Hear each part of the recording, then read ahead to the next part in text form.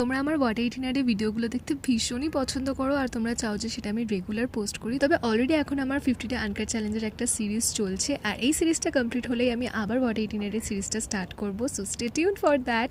আর আজকের ব্রেকফাস্টটা না আমার জন্য ভীষণই স্পেশাল ছিল, কারণ আমি সকাল সকাল আমার জন্য দুটো পেস্ট্রি কিনে নিয়ে এসে আমাকে সারপ্রাইজ দিয়েছিল।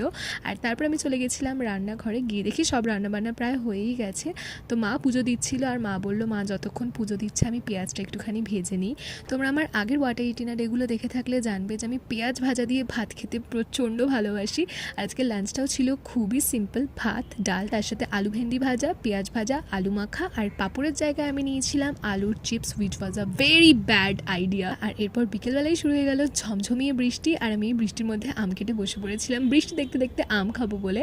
তারপরে খেলাম আমি একটুখানি চকলেট, কারণ বার্থডেতে আমি এত চকলেট পেয়েছি আমার ফ্রিজে পুরো চকলেটে ভর্তি হয়ে আছে, রোজই একটা দুটো করে খাচ্ছি আর কি। আর রাতে ডিনারের জন্য আজকে আমি আর পাখি মিলে বানিয়েছিলাম ফ্রাইড রাইস আর চিলি চিকেন। আর চিলি চিকেনের গ্রেভিতে চিকেন পকোড়া যাওয়ার আগে সেটাকে তো পেটে যাওয়া ম্যান্ডেটারি। তবে আজকে ফ্রাইড রাইস আর চিলি চিকেনটা কিন্তু সত্যি ভালো হয়েছিল খেতে।